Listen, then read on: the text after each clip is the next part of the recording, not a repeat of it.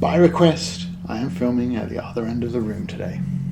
Hello and welcome to my book review of Puckoon by famous actor, writer, comedian and goon Spike Milligan. And with all those strings to his bow, it might be remarkable that I've never seen, heard or read anything by Milligan before.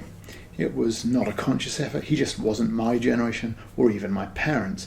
Not growing up on the moon though, of course I knew who he was, but I came to Puckoon with no preconceptions or expectations, which may or may not help.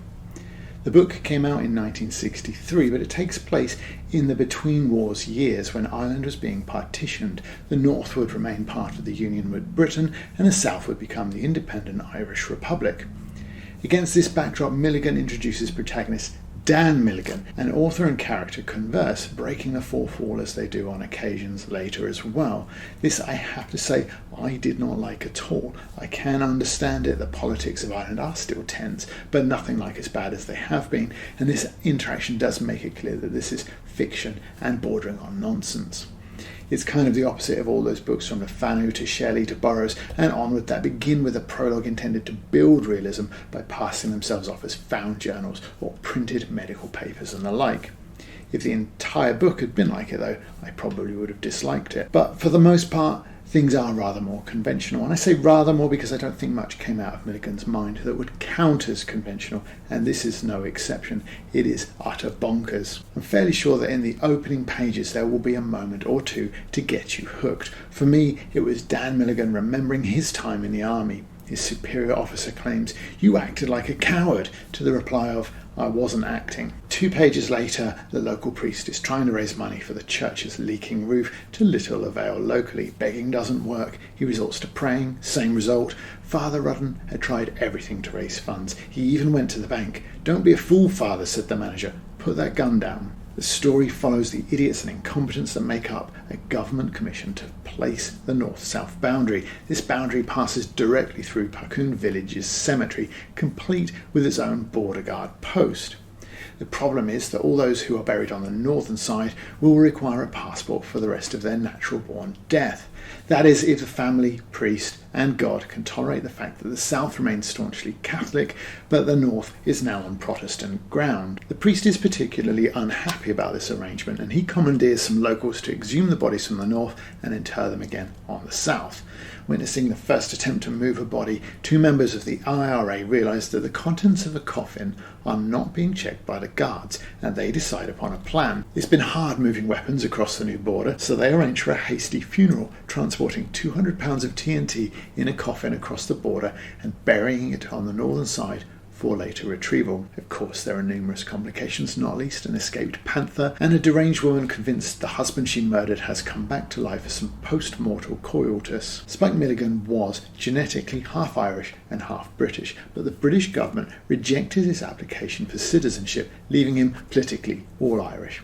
However, I didn't think that Puckoon portrayed the British in any particularly negative way. Instead, it is everybody that feels the ire of Milligan's eye, but none more so than the government and petty bureaucracy that he calls the counterpoint of cancer. It grew bigger and destroyed everything except itself.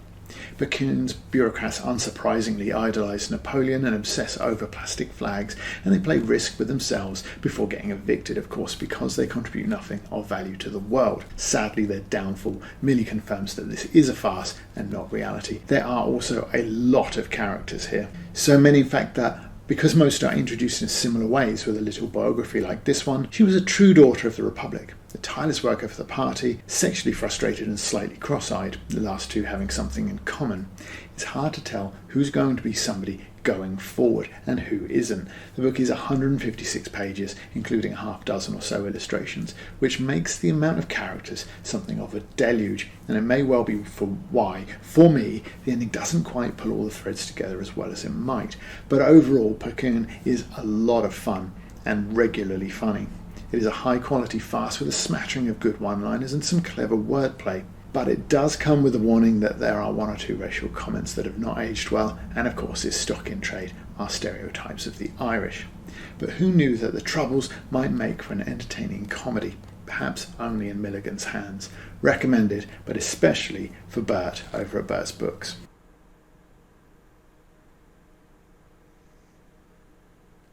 Okay, so I'm now on the floor, and I'm going to give you a couple of little librarian tips from my time when I was working in a library. Your books will look ever so slightly neater. You can see that mine here are in fact all tatty and old and second-hand books, but if you bring them to the front of the shelf rather than the back, then they will look tidier. The other thing is, if you perhaps discover that you've got a bit of empty space here at the end and you haven't got one of these, or you think that this empty space looks untidy, then what you do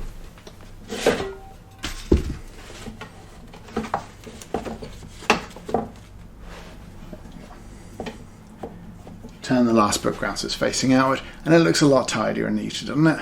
Isn't that a nicer display? Aside from my tatty old books, anyway. Thanks for watching. See you in the next one. Bye.